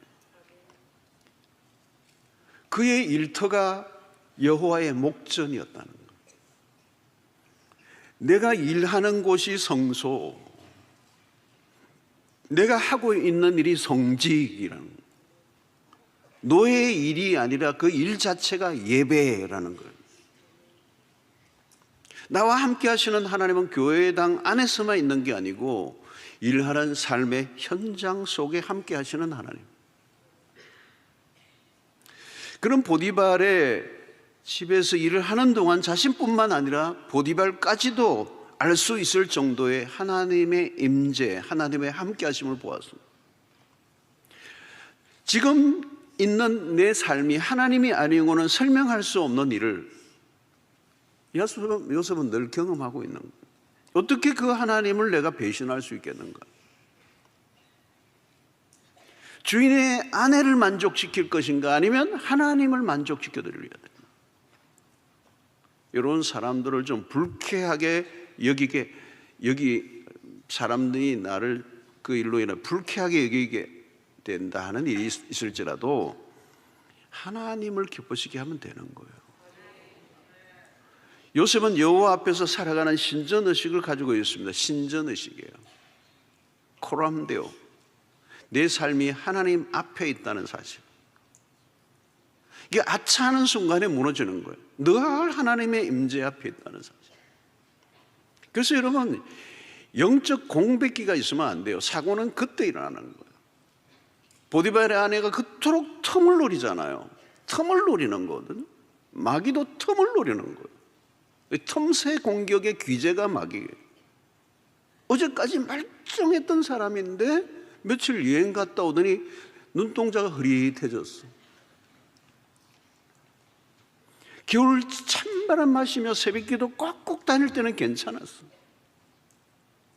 특사에 참여하고 체려다니고 세상 사람들이 보면 별로 재미없이 사는 것 같이 보여요. 그러나 여러분, 틈을 주지 않고 이렇게 신앙생활을 할 때가 좋은 때예요. 이렇게 새벽을 깨우며 귀찮게 하는 교회가 좋은 교회예요. 특세 안 하면 저도 좋아요. 뭐 준비 안 하면 되니까. 여러분, 보디발의 아내가 날마다 유혹을 해요. 날마다. 유혹은 날마다 있는 거예요, 여러분. 우리 안에 정욕이 있기 때문에. 여러분, 보디발의 아내가 날마다 유혹을 했다는 말은, 그 말은 요셉이 한두 번 거절한 게 아니라는 거예요. 시도 때도 없이 밀고 들어오는데 어떻게 해야 돼요? 계속 깨어 있어야 돼요. 우리를 무릎 꿇게 하는 현실은 지속적으로 다가온다는 거예요. 늘 영적으로 무장하지 않으면 언제 어떻게 무너질지 아무도 모르는 거예요. 장담할 수 있는 사람은 아무도 없어요. 사랑하는 성도 여러분, 작은 죄는 없습니다. 자, 9절을 다시 봅시다. 이 집에는 나보다 큰 이가 없으며 주인이 아무것도 내게 금하지 아니하였어도 금한 것은 당신뿐이니 당신은 그의 아내입니다. 그런즉 내가 어찌 이 큰 악을 행하여 하나님께 죄를 지으리까? 여러분, 이 요셉의 관점을 보세요. 내가 어찌 이 큰 악을 행하여 하나님께 죄를 지으리까? 자, 요셉의 죄를 바라보는 관점을 보십시오. 어찌 이 큰 악을 그랬어요. 그러니까 지금 이걸 죄를 작게 보면 안 된다는 거예요. 여러분, 죄를 지을 때 무슨 일이 일어나냐면 사람들이요, 죄를 축소시켜 버려요. 아무것도 아닌 것처럼, 한때 한 번에 지나가는 실수처럼 말이죠. 작은 죄는 없어요, 여러분. 사단이 하는 일이 뭘까요? 죄를 최소화시켜 버리는 거예요. 미니마이즈 시키는 거예요. 죄를 경미한 인간의 실수로 만들어 버려요. 그냥 sorry, 한번 미안해 인사로 끝날 줄로 생각하는 거예요. 여러분, 다윗의 바세바 사건은 경미한 사건으로 끝날 줄 알았겠죠. 다윗이 그 일을 저지를 때는. 그는 용이 주도하게 밀어붙였습니다. 그건 왕이에요. 그 정도까지 것? 얼마든지 지을 수 있다고 생각했어요. 그리고 짓고 난 다음에 덮어버릴 수 있다고 생각했습니다. 그러나 아니에요. 왕의 힘으로도 안 되는 게 있어요. 지은 죄를 덮을 수는 없어요. 자기가 죄는 짓지만 덮을 수는 없어요. 완전 범죄는 없어요. 죄는 드러나요. 그리고 죄는 대가를 치른다는 거예요. 여러분, 결코 죄는 작지 않습니다. 결국 다윗 왕가가 그 사건으로 인하여 기울어집니다. 뿐만 아니라 다윗 왕가의 끊임없이, 그리고 그의 자녀들 가운데서 치졸하고 조악한 일들이 연이어 터집니다. 누가 죄가 작다고 했습니다? 작은 죄는 없습니다. 작은 죄, 큰 죄로 나눌 수 없습니다. 그냥 죄입니다. 그리고 죄는 심각한 것이다. 어느 정도 심각해요? 하나님의 아들이 죽어야 해결될 수 있을 정도로 심각한 것. 그래서 하나님의 아들 예수 그리스도가 이 땅에 오신 거예요. 그 죄로 인한 결과가 혹독하다는 거죠. 어떤 죄라도 한 인간의 삶을 공중분해시킬 수 있다는 거예요. 저는 제 주변에도 많이 봤어요. 한순간에 한 번의 실수로 공중분해돼요. 눈 깜짝할 사이에 일어나 버려요.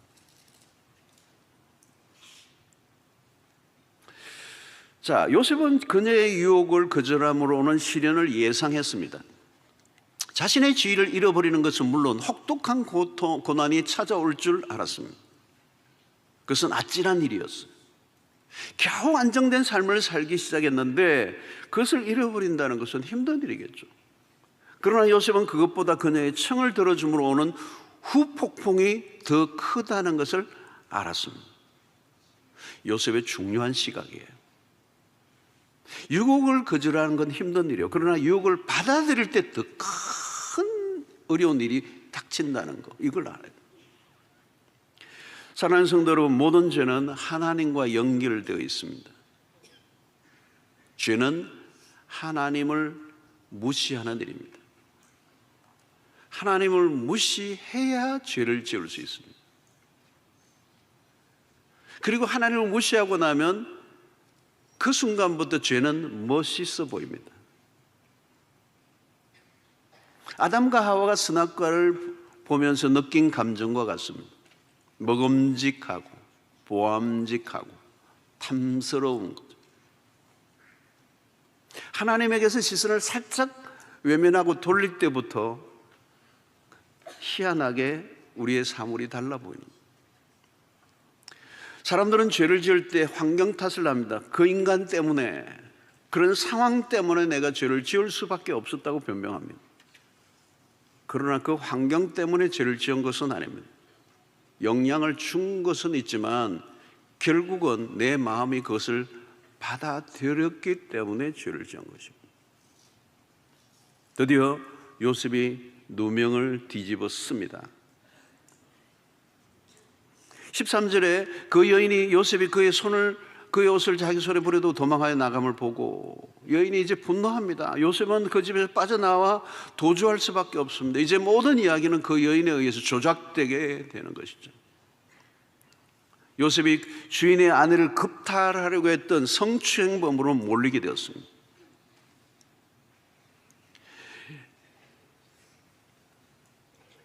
드디어 올 것이 왔습니다. 모든 것이 실패로 돌아가자 여자로서의 치욕스러움이 증오심으로 바뀝니다. 이제 이를 갈며 모든 허물을 요셉에게 돌립니다. 유혹의 눈짓이 이제는 살이에 가득한 눈으로 변했습니다. 본래 정욕은 폭력성을 가지고 있습니다.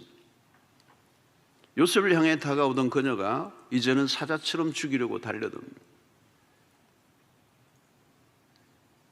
그는 권력자의 아내입니다. 사건을 자기 마음대로 조작하고 있습니다. 말도 안 되는 거짓 증거를 내세웁니다. 무고한 사람이 죄인으로 몰렸습니다. 마치 예수님처럼 죄가 없지만 죄인으로 몰렸습니다. 그는 감옥으로 가게 됩니다. 자, 여기에서 우리가 하나 짚고 넘어갈 게 있어요. 그게 뭐냐면 사실 고대 사회에서 실제로 노예가 권력자의 아내를 범하고자 했다면 감옥행위 아닙니다. 감옥이 아니고 사형감입니다. 그런데 감옥을 가고 있습니다. 무엇을 말해주죠? 보디발이 무엇인가를 알고 있었습니다. 자신의 아내가 무슨 짓을 하고 있는지를 알고 있었다. 그는 요셉을 더 믿었습니다. 요셉은 그런 사람이 아닙니다. 말도 안 되는 일이었지만 아내를 감옥에 집어넣을 수는 없습니다. 그것은 자신의 명예와도 연결이 되는 것입니다. 결국은 보디발은 감옥행으로 선처를 해준 것이죠. 아무튼 요셉은 더 이상 편안한 삶을 살 수 없게 되었습니다. 다시 내리막길입니다. 20절에 보니까 이에 요셉의 주인이 그를 잡아 옥에 가두니 그 옥은 왕의 죄수를 가두는 곳이었더라. 요셉이 옥에 갇혔으나 그랬습니다. 자, 억울한 일입니다. 너무도 황당합니다. 어떻게 이런 일이 가혹한 현실에 부딪혀 유혹을 거절한 대가는 너무 컸습니다. 하나님의 말씀대로 살려고 할 때 찾아온 대가는 큽니다. 우리는 각오해야 합니다. 하나님의 말씀대로 살아가려고 할 때 억울한 일을 당하게 됩니다. 여러분, 신앙생활을 하는 일에 이 억울함을 감수해야 합니다. 좋은 억울함이에요. 그 억울함은 힘들지만 그 억울함은 받을 만한 것입니다. 우리 예수 그리스도께서 받으신 것입니다. 우리는 이럴 때 그리스도의 십자가를 바라보아야 하는 거예요. 여러분, 말씀대로 산다고 좋은 일만 일어나면 얼마나 좋을까요? 그 반대 일들이 일어날 때가 참 많이 있습니다. 죄를 거절한 대가를 치르는 것은 차라리 낫습니다. 죄의 유혹을 받아들인 대가는 그것과 비교할 수 없어요.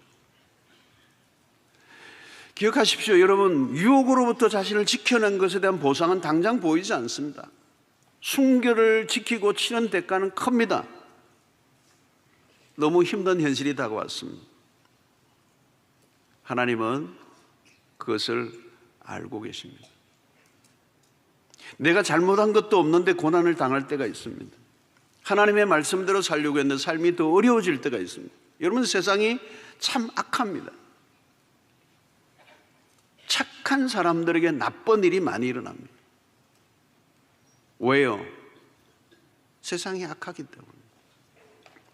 이럴 때 힘이 들죠. 답이 없어요. 어떻게 이 요셉 좀 살만한데 이런 일이, 말도 안 되는 일이 일어나 다시 감옥에 들어가서 팔려온 것도 억울한데 감옥살이까지 또 해야 되나? 이 젊은 나이에 자신이 실수한 게 하나도 없는데 이 말도 안 되는 상황으로 몰아칠 때 얼마나 원망과 불평이 나올 수 있겠습니까? 그리고 답이 없어요. 우리가 이 장면까지, 이 스토리까지만 보면 도대체 인생이 뭐냐? 말씀대로 살았는데 왜 이러냐? 왜 되는 게 이렇게 없냐? 조금 풀린 듯 하다가 또 이렇게 꼬이냐? 도대체 말씀대로 산다는 게 무슨 의미가 있나? 이런 절망이 찾아오고. 자, 그러나 여러분, 지금 요셉의 상황 속에서는 답이 안 보이죠. 그런데 우리가 요셉 스토리 속에서 발견하는 것은 보이지 않는 하나님의 손길입니다. 지금은 감옥에 들어가는 게 이해가 안 돼요. 그죠? 처음에 애굽에 왔을 때도 이해가 안 돼. 왜 내가 애굽에 와요, 갑자기? 그런데 또 다시 감옥에 들어왔는데 도대체 이해가 안 돼. 그런데 이 감옥에 들어온 이 사건 자체에 하나님의 섭리의 한 조각이 있는 거예요. 참 재미있잖아요. 오늘 20절도 보면 그 옥은 그냥 감옥이 아니고 왕의 죄수를 가두는 곳이다. 여기에 뭐가 있는 거잖아요. 하나하나가 뭐가 있는 거죠. 지금은 설명이 안 돼요. 근데 조금 더 가면 설명이 되는 거예요. 왜? 인간의 모든 악까지도 사용하셔서 하나님은 당신의 뜻을 이루어 가신다라는 걸 보게 되기 때문에 오차가 없어요. 정확하게 하나님은 당신의 뜻을 이루어 가신다. 할렐루야. 자, 그러면 유혹은 언제 찾아오는가? 이걸 한번 좀 살펴볼 필요가 있어요. 언제 찾아왔어요? 요셉이 편안한 때예요. 잘 모든 게 이제 돌아가는 거예요. 정상적으로 돌아가는 거예요. 그러니까 주로 여러분 유혹은 언제 오느냐? 형통한 때에 찾아와요. 성공 뒤에 유혹이 찾아와요. 형통의 순간이 오면 마음이 느슨해져요. 여러분, 모든 게 지금 잘 돌아가고 있다고 생각하는 분들은 조심하세요. 모든 게 지금 잘 돌아가고 있고 평탄하다라고 여기는 분들은 조심하세요. 그때 유혹이 와요. 어느 한 단계를 넘을 때가 있습니다. 한 고비를 넘고 나면 마음이 느슨해져요. 다윗의 바세바 사건도 똑같아요. 다윗이 태평성대를 누릴 때예요. 더 이상 전쟁터에 나가지 않아도 되었어요. 그가 권력의 정점에 있을 때예요. 모든 게 자기 뜻대로 돌아갈 때예요. 그래서 봄날 같은 나른한 날 마음이 해이해진 순간 유혹이 찾아옵니다. 전쟁터로 뛰어다닐 때는 상상도 하지 못한 사건이 터졌어요. 여러분, 성공하고 인정받고 사람들의 찬사를 받고 어디를 가나 환대를 받는 위치에 섰다? 그 위험한 일이에요. 요셉은 외모로 인해 유혹을 받았어요. 유혹은 외모만이 아닙니다. 권력을 가진 사람에게도 유혹이 찾아옵니다. 권력자의 주변에. 인기를 얻어보세요. 인기의 주변에 다가오는 사람이 팬인지 꽃뱀인지 구분이 안 돼요. 성공의 자리에 있으면 더 많은 유혹을 받아요. 부와 명성을 가지고 있으면 주변에 유혹이 벌떼처럼 달려들어요.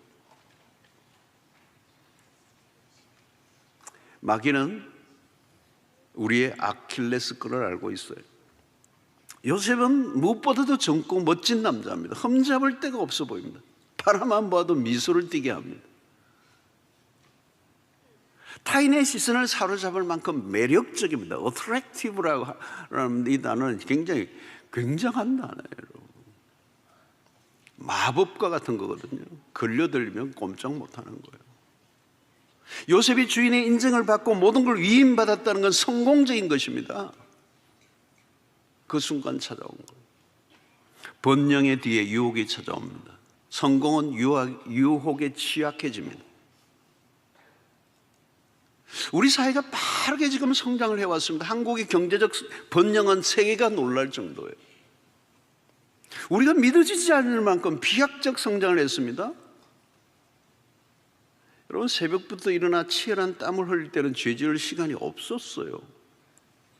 먹고 살아야 했다는 거죠. 힘든 현실 속에 늘 먹고 사는 것에 부대꼈습니다. 그래서 죽도록 일을 하고 집에 오면 그냥 나가 떨어져 버리고 힘들게 살아왔죠. 80년대까지. 90년대 이어지면서 이제 우리나라는 상상을 세계가 놀랄 비약적 성장, 이런 역사에 전무한 일들이 이제는 살만해졌습니다. 새벽에 일어나지 않아도 됩니다. 배가 부릅니다. 시간도 있고 돈도 생겼습니다. 삶이 편안해졌어요. 긴장도가 떨어졌어요. 뭐 기도를 해도 그냥 대충 합니다. 하품도 하고 기도도 하고, 뭐 하나님 도와드릴 거 있나요? 뭐 이러고, 하나님 요즘 힘드시죠? 뭐 이러고, 헌금 좀 해드릴게요. 뭐 영적으로 느슨해져요. 이때가 위험한 겁니다. 성공을 유지하기가 힘들어져요. 고난으로 망하지 않아요. 유혹으로 망하지. 고난으로 망하지 않습니다, 여러분. 고난은 우리를 더 단단하게 만듭니다. 이건 다음 화요일 날 다루겠습니다. 성공의 자리에서 떨어지는 겁니다. 고난은 우리의 영혼이 깨어나게 합니다. 좋은 거예요. 힘들죠. 근데 좋은 거예요, 고난은. 그런데 유혹은요, 영혼의 깊은 잠에 빠지게 합니다. 여러분, 지금 고난 중에 있는 사람들은 유혹을 별 걱정하지 않아도 돼요. 돈과 시간이 없어요. 시간이 있어도 돈이 없어. 그리고 돈도 없고 시간도 없으면 반경이 좁아져요. 삶의 반경이 좁아진다고. 그러니까 집, 교회, 집, 교회, 집, 교회, 집, 교회, 집, 교회, 편의점, 집, 교회, 편의점. 이 정도밖에 안 돼. 갈 데가 별로 없어. 돈이 많아지면 갈 곳이 많아요. 돈과 시간을 가지고 있으면 유혹의 환경은 확장되는 거예요. 아니, 세상 전부가 유혹의 전시장이에요. 인간의 욕망이 갈수록 커져요. 욕망의 덩어리가 가만히 있는 게 아니에요. 커져요. 부풀어 올라요. 여러분, 우리 시대는 성적 유혹이 범람하는 사회에 살고 있어요. 교회 문밖을 낙하하면 상상을 초월하는 세상이 펼쳐져요. 타락한 문화의 특징이 있어요. 타락한 문화, 물질적으로 번영하고 타락한 문화의 특성은 성적 문란입니다. 뗄래야 뗄 수가 없어. 죄를 짓는 일에 거리낌이 없는 문화. 오늘 벌써 수천 년 전의 역사인데 보디발의 아내를 보세요. 얼마나 대담해요. 얼마나 노골적이에요. 얼마나 뻔뻔스러워요. 여러분, 우리 시대는 그 이상이죠. 충동적인 문화, 육감적인 문화, 방종의 시대, 끼어있지 않으면 한 방에 무너지는 위험한 시대를 살아요. 그럼 이런 문제는 우리의 영혼의 상태입니다. 유혹은 강력한 것입니다. 만만하게 보아서는 안 됩니다. 하나님은 우리를 유혹하시지 않아요. 문제는 우리의 육신이 유혹 앞에 취약하다는 거예요. 야고보 1장 13절 14절에 사람이 시험을 받을 때 내가 하나님께 시험을 받는다 하지 말지니 하나님은 악에게 시험을 받지도 아니하시고 친히 아무도 시험하지 아니하시니라. 오직 각 사람이 시험을 받는 것은 자기 욕심에 끌려 미혹됨이니라. 그러니까 우리가 죽을 때까지도 조심해야 되는 것은 우리 안에 욕심, 욕망. 누가 유혹을 해서 내가 넘어졌다고 유혹한 사람을 탓하고 넘어갈 수는 없어요. 넘어간 것은 내가 넘어간 거죠. 우리는 죄악 많은 세상에 살고 있습니다. 매일 유혹과 싸워야 합니다. 유혹은 어디에서나 벌어집니다. 우리를 넘어뜨리려고 하는 것은 곳곳에 도사리고 있습니다. 지금 보디반의 아내가 밀고 들어오지만 오늘은 인터넷이 밀고 들어옵니다. TV 채널로 유혹으로 들이밀고 있습니다. 이 문화가, 방종의 문화가, 이 시대의 문화가 끊임없이 우리를 파고 들어옵니다. 어디든지 밀고 들어옵니다. 외적인 이 환경이 옛날보다 훨씬 더 악해졌습니다. 교모해졌습니다. 화려해졌습니다. 육감적입니다. 모든 게 물질화되어 있습니다. 그리고 우리의 내면의 욕망의 그 외적 환경과 마주치면 무슨 일이 날지 모릅니다. 유혹은 치명적인 것이고 파괴적인 것이라는 거예요. 지속적으로 우리의 영혼을 더듬어 가야 합니다. 고난의 때보다 형통의 때 몇 배로 더 기도해야 합니다. 우리는 마지막 시대를 살고 있습니다. 바벨론의 음녀가 기승을 부립니다. 그리스도인들의 순결을 빼앗기 위하여. 신자가 순결을 잃어버리면 할 수 있는 게 없어요. 거룩은 생명이니까. 그릇이 깨끗하지 않으면 아무 데 쓸 데가 없어요. 유혹이 오는 것을 어쩔 수는 없습니다. 유혹을 이길 힘이 있어야 합니다. 힘이 없으면 끌려다녀야 돼요.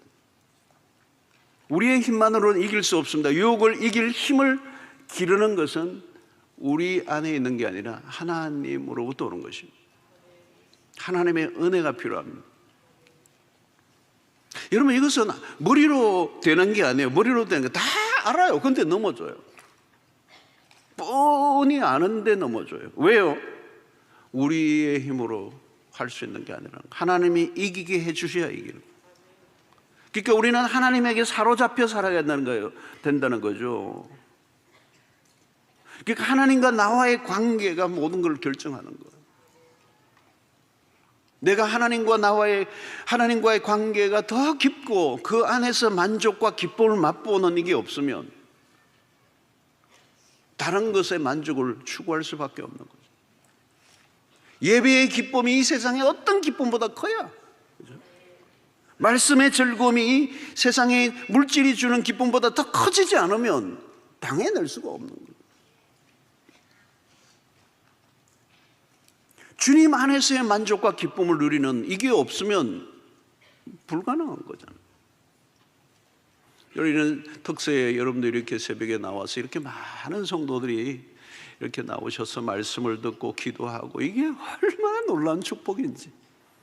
이 연말 연초 우리를 막 그냥 흔들어대는 뭐 여기저기 뭐 얼마나 우리의 영혼을 빼앗아가는 것들이 많아요. 얼마나 망년에 송년에 무슨 해 뭐 이러면서 뭐 그냥 뭐 동창 별별 모임이 다 있어.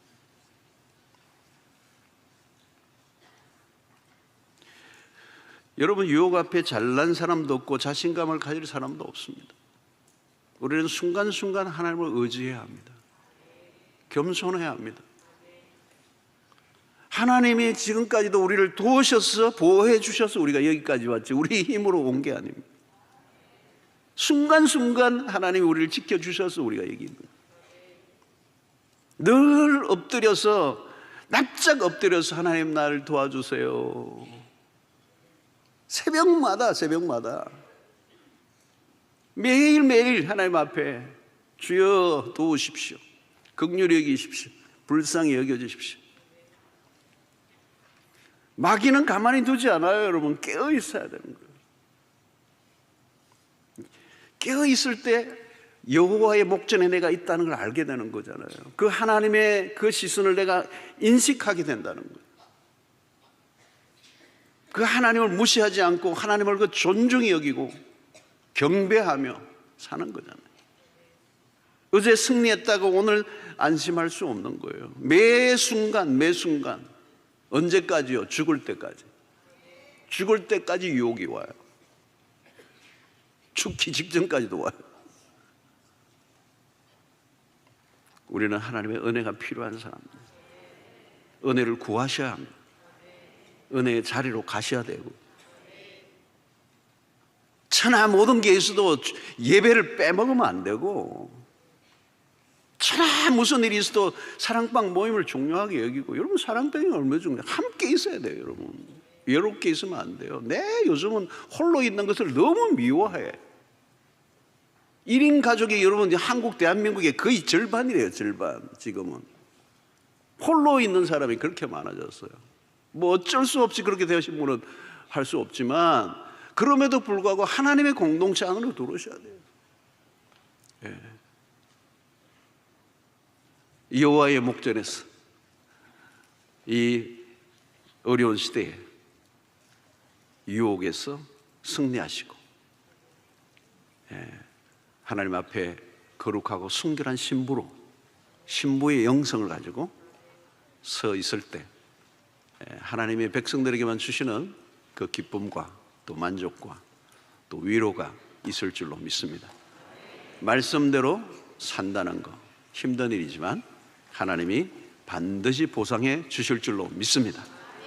억울한 일이 있을 때 누명을 덮어서도 여러분 우리가 잠잠히 십자가의 길을 걸어가셨던 그리스도를 묵상하시고 이 마지막 시대에 우리 자신을 고결하게 지켜내는 일에 승리하신다면 하나님이 반드시 우리의 삶을 아름답게 사용해 주실 줄로 믿습니다.